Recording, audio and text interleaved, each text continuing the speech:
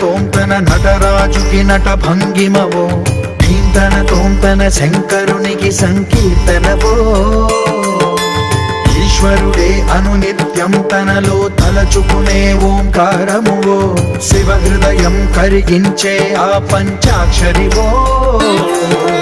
నీ మదిలో